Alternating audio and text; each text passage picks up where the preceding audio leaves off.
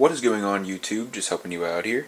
And in this video I am going to be unboxing the LEGO Education Spike Prime set. After I've used the product for a good bit of time, I'd be more than happy to make a review video where I talk about what I like, what I dislike, whether it does everything it's supposed to, how well it does those things, and ultimately giving my opinion as to whether it is worth the purchase. Alright, so I'm going to get started on this long panel since it has the most information. We have a LEGO Education logo, ages 10 plus, there's 528 pieces, and then right here we have some additional information. Up top we have a choking hazard in a couple different languages, where the components were made, where they were distributed, and then some trademark information. Down here it shows the parts that are included that should not be contacted with water. Here we have LEGO's service website. There's a rechargeable battery included. Here it says made for iPad, and that is because you can download a Spike Prime app, but it is only available on Apple devices. And then this is LEGO Education's website.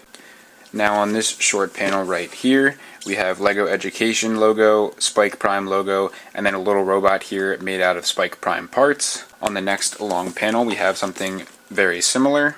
And then on this short panel right here, we just have a LEGO Education logo that's part of the plastic. The important thing on the bottom is that this is recyclable. Fun fact, this says PP right here, which means the plastic is polypropylene. And there isn't really anything particularly of interest on the top. Overall, I really do like the containers that these are packaged in. Any of you who have done FLL will already know this, but they stack very well and they are very good for storage purposes. In terms of the graphics, I really like that they displayed what can be made with the contents inside, and I do like that they contained all of the important information on one single panel. Alright, let's get this thing opened up.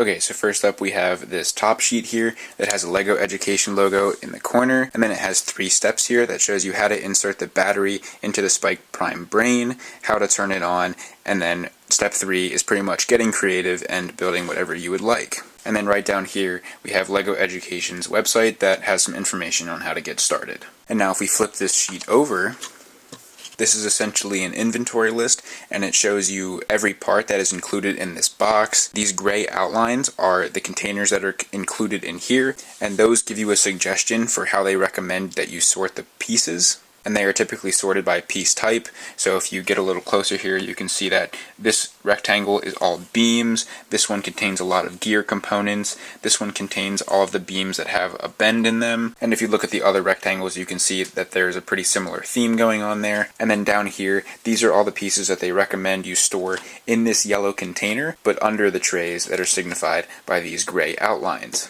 And then finally over here we have all the electrical components, and over here we have a little rectangle that can be used to measure out beams and axles. So this says it's a 1-to-1 ratio, which means that it is to scale, and so if you hold up a size 5 axle right here, it should perfectly align. So if you find an axle or you find a beam somewhere and you're not sure what size it is, you can hold it up here and find out what exactly that size is. Okay, so now I'm going to set this piece aside.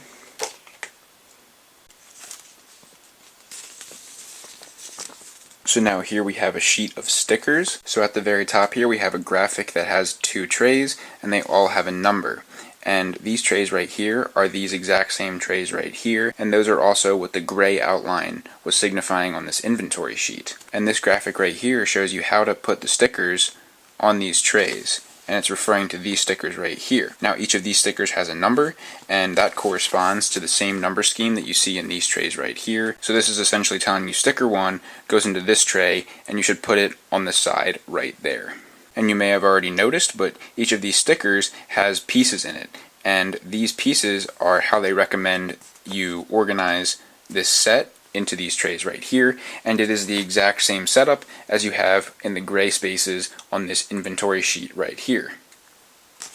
This is really helpful because if you have these stickers on the trays, you don't have to go rooting around trying to look for this inventory sheet to see how these should be organized. You already have it in the tray and you can just do it like that. And now finally down here we have some labeling stickers, and we have a bunch of little ones here they recommend you put on maybe motors or sensors or stuff like that, 2 bigger ones that would maybe be for the brain, and then 1 massive one here that goes on the entire box. This is really useful if you have maybe an FLL program and you have everyone's boxes stored in the same area. If you have these labels, each team knows which box is theirs. Same thing with the brain and the motors. If you misplace them somewhere and there's a label on it, everybody will know whose motor or whose brain it is.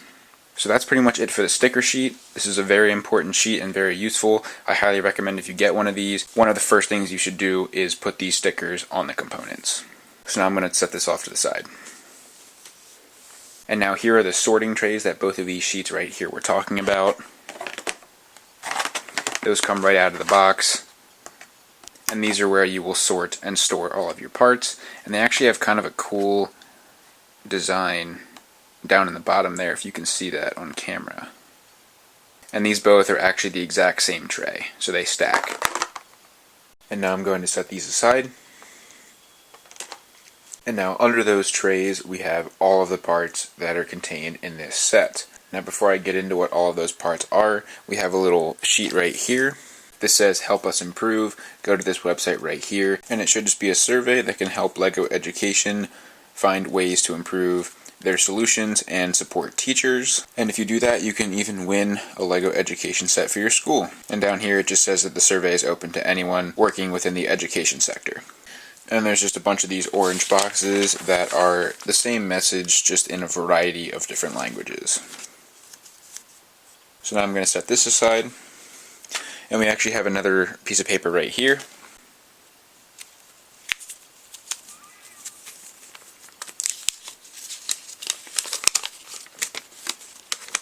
So this paper goes through the cautions of the electronics, and it is in a bunch of different languages, which is why this is so big, and it has so many different little blocks of text. So I'm just going to fold this back up and set this aside.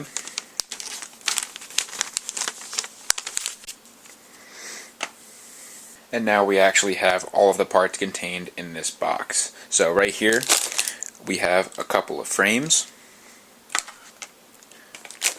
Here we have a cardboard box.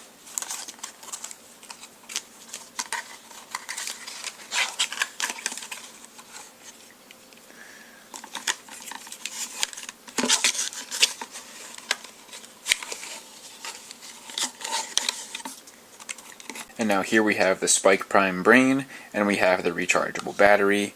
On here it mostly has some caution information, and the same thing right here. On this brain there are 6 ports, so there's 3 on this side, there's 3 on this side. Here we have the power button, a couple arrows, and a button for Bluetooth. And in the box there was this little extra piece of cardboard to separate the battery from the brain.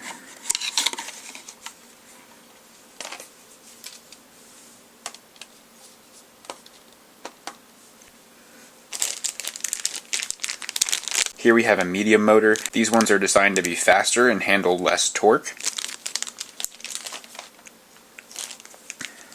And here we have a large motor which is designed to handle high torque.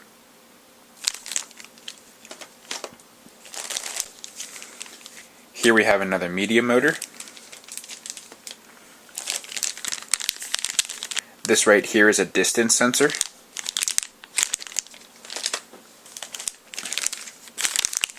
This right here is a force sensor, which also doubles as a touch sensor.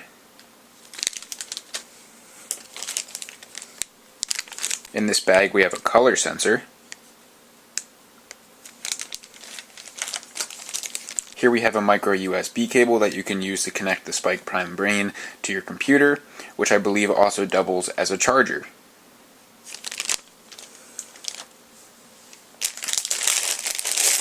Here we have a bag of parts that contains some bigger pieces, so wheels, frames, some bigger beams, some toothed beams, some bigger bricks, and a couple other pieces. And this bag of parts would be stored in the yellow container, not in one of the sorting trays.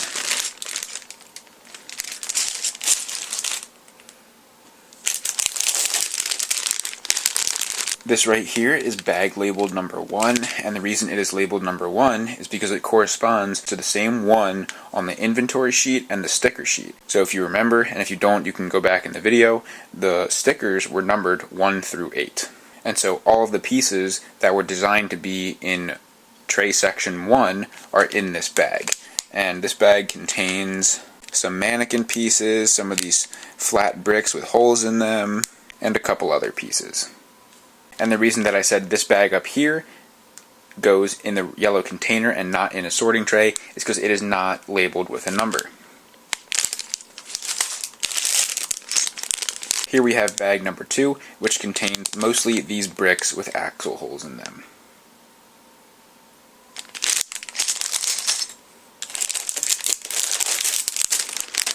Here we have bag 3, and there's actually also a smaller bag contained within this bag that contains black pins, and most of the other parts in this bag as well are also some pin variant. Here we have bag 4 that contains mostly axles and some elbow pieces.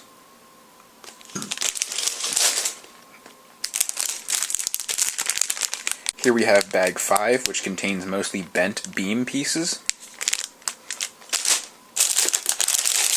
Here we have bag 6. You can tell this is a 6 based on the placement of this dot right here. And this bag contains a lot of connector pieces that have beam holes and pins.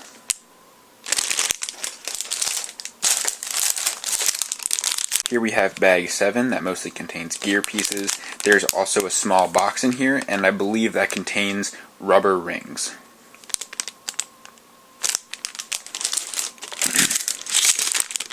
Here we have bag 8, which contains an assortment of beams. Here we have another bag that is not labeled with a number, so you would store these pieces again in this yellow container right here. And this contains an assortment of pieces, so it has some frames in it, it has some plates, and a couple other pieces.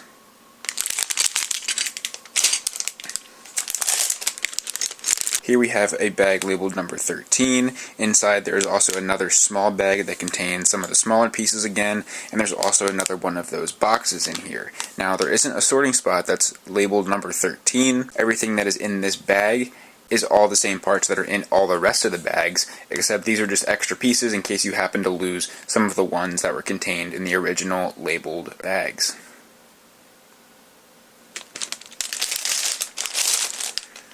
And now finally for pieces, we have 2 of these base plates.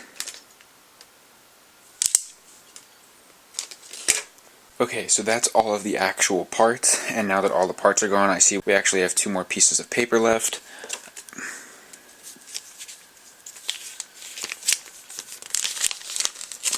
This is again in a bunch of different languages, but this one basically talks about how to properly dispose of this product so you do not damage the environment. There's also some caution information regarding the battery and some information regarding how to properly recharge the battery. And then the final one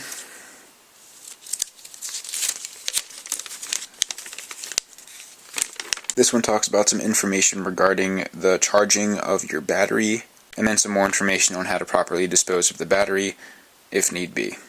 So there was some overlapping information on all of these pieces of paper, but it was important information, so that's not necessarily a bad thing.